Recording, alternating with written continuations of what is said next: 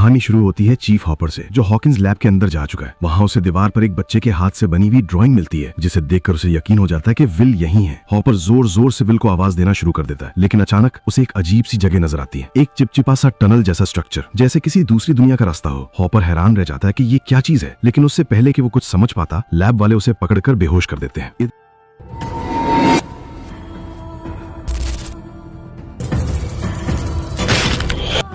इधर mic, Dustin और लूकस सोच रहे होते हैं कि विल आखिर है कहाँ। उनको बस इतना पता है कि वो किसी अंधेरी जगह में फंसा हुआ है। तभी 11 धीरे से कहती है अपसाइड डाउन। माइक हैरान होकर कहता है अपसाइड डाउन यानी उल्टी दुनिया। डस्टिन को फौरन एक स्टोरी याद आती है, द वेल ऑफ शैडोज, एक ऐसी जगह जो हमारी दुनिया की तरह है, पर वहाँ सिर्फ अंधेरा और मौत है। वो समझ जाते हैं कि विल अपने घर पर ही है, लेकिन एक दूसरी डायमेंशन में। फिर ये लोग उस स्टोरी को पढ़ने लगते हैं कि शायद उसमें कोई क्लू मिल जाए दूसरी दुनिया तक पहुंचने का। अब जॉयस का पुराना शौहर लॉनी वापस आ चुका है। जब जोनाथन घर वापस आता तो वो अपनी माँ से पूछता है वो जानवर फिर आया था, लेकिन लॉनी फौरन जोनाथन को चुप करवा देता है। वो कहता है तुम्हारी माँ ऑलरेडी स्ट्रेस में है, उससे ऐसी बातें मत करो। लॉनी को लगता है कि जॉयस वहम का शिकार है, लेकिन जोनाथन जानता है कि उसकी माँ सच बोल रही है, क्योंकि उसने खुद उस मॉन्स्टर की झलक देखी है। अगली सुबह पूरा शहर विल के फ्यूनरल पर जाता है, लेकिन असल खेल तो अभी बाकी है। विल का जनाजा करा दिया जाता है। हॉपर जब होश में आता तो वो अपने घर में होता है। वो समझ जाता है कि उस पर नजर रखी जा रही है। वो पूरा घर छान मारता है और उसे एक छोटा सा माइक्रोफोन मिल जाता है। तभी हॉपर के 2 पुलिस ऑफिसर्स उसके घर आते हैं। वो बताते हैं कि 2 और लोग जंगल से गायब हो गए, और एक और अजीब बात कि बार्ब की कार किसी बस स्टेशन पर मिल गई स्टेट के बंदों को। हॉपर को समझ आ जाता है कि ये सब एक बड़ी साजिश है। हॉकिंस लैब में डॉक्टर ब्रेनर और उसकी टीम वो ऑडियो सुन रहे होते हैं जो 11 ने माइक और उसके दोस्तों को सुनाई थी। डॉक्टर ब्रेनर फौरन समझ जाता है वो लड़की उनके पास थी। माइक और उसके दोस्त अपने साइंस टीचर मिस्टर क्लार्क से पूछते हैं कि क्या दूसरी डायमेंशन में जाना मुमकिन है। डस्टिन कहता है द वेल ऑफ शैडोज की तरह। टीचर मुस्कुराकर कहता है अच्छा, मतलब ब्लैक मैजिक वाली बात। वो कहता है कि इंसान बहुत मुश्किल से जा सकते हैं। फिर वो एक एग्जाम्पल से समझाता है अगर किसी इंसान के पास बहुत ज्यादा एनर्जी या पावर्स हो तो स्पेस और टाइम में एक दरार पड़ सकती है, और फिर एक गेट खुल सकता है दूसरी डायमेंशन का। लेकिन वो कहता है असल दुनिया में ऐसा होना ऑलमोस्ट इम्पॉसिबल है। माइक फिर पूछता है अगर गेट पहले से ही हो तो। टीचर कहता है अगर ऐसा होता तो हमें पता चल जाता, क्योंकि उससे ग्रेविटी डिस्टर्ब होती, मैग्नेटिक फील्ड चेंज होती, एनवायरनमेंट में अजीब हलचल होती, और कभी कभी वो गेट इंसान को निगल भी सकता है। टीचर कहता है साइंस बहुत इंटरेस्टिंग है, लेकिन वो गलतियां माफ नहीं करती। रूम में वापस आने के बाद 11 से पूछते हैं कि क्या तुम्हें उस गेट के बारे में पता है, तो वो कहती है मुझे नहीं पता। इतने में डस्टिन अपना कंपास चेक करता है। वो हैरान हो जाता है कि कंपास उल्टा डायरेक्शन दिखा रहा होता है। डस्टिन कहता है कंपास मैग्नेटिक फील्ड से चलता है, मतलब यहाँ कहीं बहुत स्ट्रॉन्ग मैग्नेटिक डिस्टर्बेंस है, और हो सकता है कि यहीं कहीं दूसरी दुनिया का गेट हो। ये सुनकर 11 भी हैरान हो जाती है। फिर ये लोग कंपास के हिसाब से चल पड़ते हैं। रास्ते में 11 को एक ख्याल आता है कि डॉक्टर ब्रेनर उसे एक पानी के टैंक में भेजता है। फिर थोड़ी देर बाद 11 माइक से कहती है माइक मैं थक गई हूँ, हमें घर चलना चाहिए, लेकिन माइक नहीं मानता। उधर दूसरी तरफ नैन्सी और जोनाथन भी जंगल में डेमोगॉर्गन को ढूंढने चले जाते हैं। इधर माइक और उसके दोस्त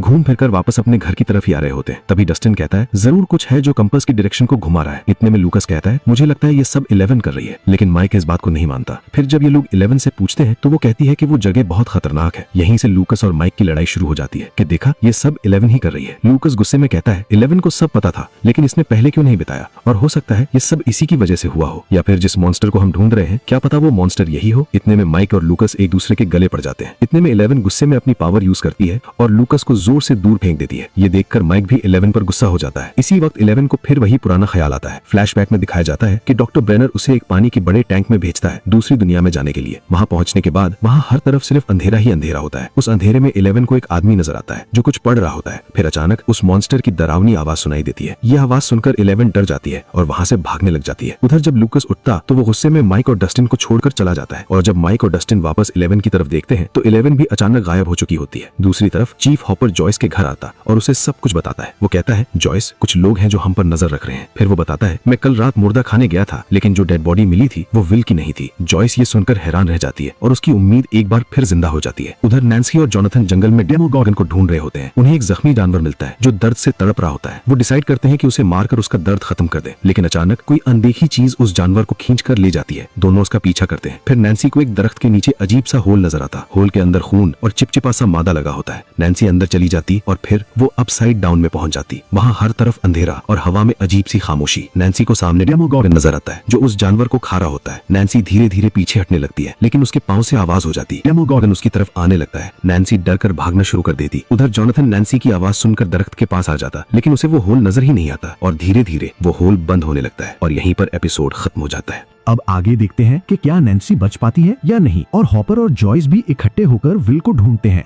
और इधर लूकस माइक और डस्टिन से अलग हो जाता है। देखते हैं कि अगली एपिसोड में क्या होता है। अगला एपिसोड देखने के लिए बने रहें इस चैनल पर।